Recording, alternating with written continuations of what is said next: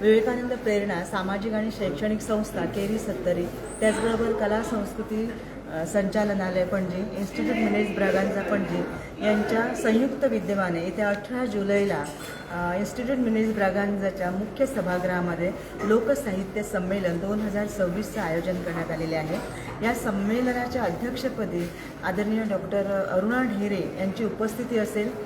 तसेच या संमेलनाचं आयोजन करताना आम्ही एक परिसंवाद, ज्याच्या ठिकाणी लोकसाहित्य निसर्ग यांचा अनुबंध अशा विचारांनी परिसंवादही आयोजित केलेला आहे।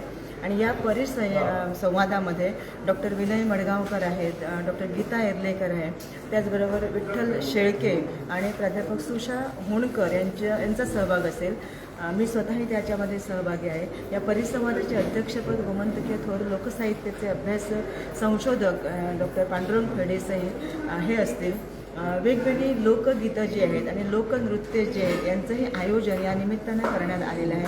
त्याच्यामध्ये डवले वाणीचं वादन आहे, जात्यावरील ओव्या आहेत, त्याचबरोबर जागर, धनगरी फुगडी, दुसरी फुगडी आहे, त्याच्यामध्ये गुडल्या गायन आहे आणि गजानृत्य आहे।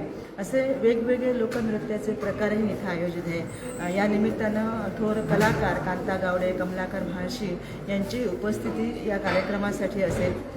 गोव्यामध्ये अनेक दिग्गज लोकसाहित्यामध्ये ज्यांनी स्वतःचा वेगळा ठसा उमटविलेला आहे ते पद्मश्री डॉक्टर विनायक खेडेकर आहेत, डॉक्टर जयंती नाईक आहेत। या सगळ्यांचा जो वारसा आहे तो वारसा पुढे नेत असताना मला वाटतं की नवीन पिढी जी आहे त्या नवीन पिढीने सुद्धा या संशोधनात्मक दृष्टिकोनातून आपला प्रवास पुढे करायला हवा आणि हाच एक हेतू बाळगून लोकसाहित्य संमेलनाचं आयोजन करण्यात आलेलं आहे। या संमेलनासाठी आम्ही खास अरुणा ढेरेंची मुलाखतही घेणार आहोत, श्रद्धा गवंडी त्यांची मुलाखत घेतील आणि त्याचबरोबर वेगवेगळ्या गोमंतकातील महाविद्यालयीन विद्यार्थ्यांना आणि शिक्षकांना इथं निमंत्रित करण्यात आलेलं आहे।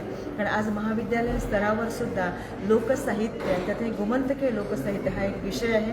त्या अनुषंगाने गोमंतकीय लोकसाहित्याची जाणीव जी आहे ती आमच्या तरुण पिढीला व्हायला हवी हा विचार त्यामागे आहे आणि त्या माध्यमातूनच या उपक्रमाचं आयोजन केलेलं आहे। याचं औचित्य साधून गोमंतकीय लोकसंस्कृतीशी निगडीत असलेला आहार जो आहे तो देण्याचा आमचा प्रयत्न असेल।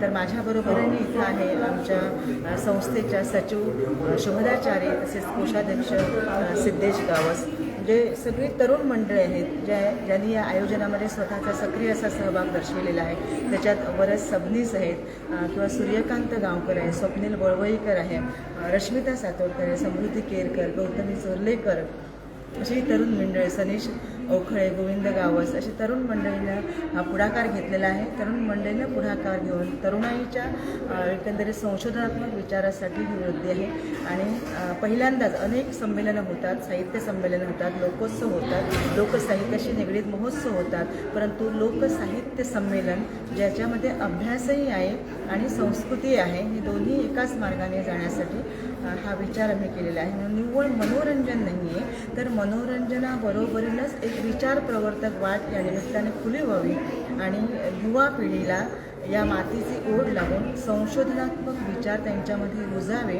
शैक्षणिक दृष्टिकोनातून, अभ्यासाच्या दृष्टिकोनातून त्यांनी आपल्या वैभवशाली लोकपरंपरेकडे पाहावं हा एक हेतू आमच्या मनामध्ये आहे आणि त्या हेतूने आमचा हा पहिला प्रयत्न आहे लोकसाहित्य संमेलनाचा। यासाठी आम्हाला कला आणि संस्कृती संचालनालयाचे विवेक नाईक असू दे किंवा IMBचे अध्यक्ष आदरणीय दशरथ परब सर, सदस्य सचिव अशोक परब सर, या सगळ्यांचं तेवढं सहकार्य लाभलेलं आहे। त्यामुळे आणि आपल्या सर्वांचं सगळ्यांच्या सहकार्याने हा कार्यक्रम, हे संमेलन आम्ही येत्या 18 जुलैला आयोजित करण्यासाठी आपल्या सगळ्यांना मनस्वी हार्दिक निमंत्रण आहे। धन्यवाद। मॅडम, परिसंवादाचा विषय कोणता असतो? लोकसाहित्यातील निसर्ग आणि पर्यावरणीय अनुबंध। आणि मला विचारायचं होतं, आता तुम्ही जसं म्हटलं की नवीन गोव्यात तरुणी लोकसाहित्य निर्मिती किंवा साहित्य निर्मितीत पुढं काय येत नाही, त्याला वेगवेगळी कारणं असू शकतात. साहित्य, कारण लोकसाहित्याचं संशोधन करण्यासाठी आपल्याला भरपूर वेळ द्यावा लागतो. म्हणजे एकाच जागी बसून ते काही करता येत नाही. त्याच्यासाठी आपल्याला तिथपर्यंत क्षेत्रीय अभ्यास करावा लागतो. म्हणजे जागरणं करावी लागतात त्या वेळेला जेव्हा जेव्हा कार्यक्रम होतात. आता शिगमोत्सवाचे कार्यक्रम आहे, मग तिथं जाऊन खेड्यापाड्यामध्ये जाऊन रात्री जागरण करावं लागतं.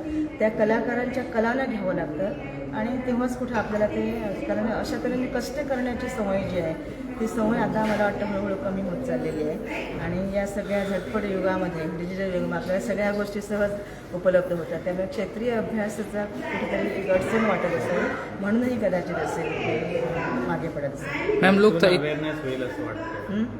आता तुमच्या प्रोग्राममधून अवेअरनेस होईल. नाही, एकदम अवेअरनेस होईलच असं मी सांगू शकत नाही, परंतु एक प्रयत्न करायला काय हरकत आहे. कारण तरुणाईसाठी हा प्रयत्न असेल असं, म्हणजे कदाचित एखाद्याच्या मनामध्ये ती प्रेरणेची ज्योत निर्माणही होऊ शकते असा विचार आहे. म्हणजे बदल काही एका दिवसात एका रात्रीत शक्य नाही, परंतु कुठेतरी एक विचार जरी रुजला आणि मनामध्ये ती आत्मीयता जरी निर्माण झाली तरीसुद्धा पुरेसे आहे असं मला वाटतं. हा लोकसाहित्य संमेलन तुम्ही पहिल्यांदा घडून आणतात हां, पहिल्यांदाच घडून आणते. आणि इतर ॲक्टिव्हिटीज काय आहे तुमची? आमचे जास्त करून आम्ही सामाजिक आणि साहित्यिक अशा पद्धतीचे उपक्रम राबवतो. आणि प्रामुख्याने आमचा हेतू आहे की एक मुळापासून कुठेतरी बदल अपेक्षित आहे. नुसतेच इव्हेंट साजरे न करता, फक्त महोत्सव साजरे न करता, कुठंतरी त्या माध्यमातून त्यांच्यामध्ये तो विचार रुजावा आणि तो बदल घडून यावा असा विचार आहे. कारण मी स्वतः शिक्षिका आहे. जेव्हा विद्यार्थ्यांना आम्ही एखादा उपक्रम देतो लोकसाहित्यावरचा, तेव्हा विद्यार्थी एखाद्या लोककलाकाराला डायरेक्ट फोन करताना आम्हाला तुम्ही गाणी जे केलेले आहे ते आम्हाला हवी आहे असं म्हणतात. म्हणजे त्या एखाद्या लोककलाकाराची, अभ्यासकाची ही आयुष्याची मेहनत असते ती.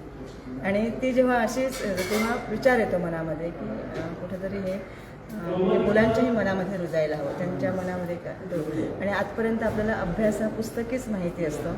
त्यामुळे याच्या माध्यमातून आपलं वेगळं वैभव जे आहे, मग ते अन्न संस्कृती असू दे किंवा एखाद्या लोकगीत गायनाची परंपरा असू दे, वेगवेगळे सण उत्सव होतात. त्या सण उत्सवाच्या निमित्तानं वेगवेगळे विधी वगैरे होतात. म्हणजे आपण असं म्हणायला नाही की ते अंधश्रद्धाळू आहे, परंतु तिथं अंधश्रद्धाळूपणा नाही आहे, तर मानवी जीवन आणि निसर्ग यांचं इथे नातं आहे.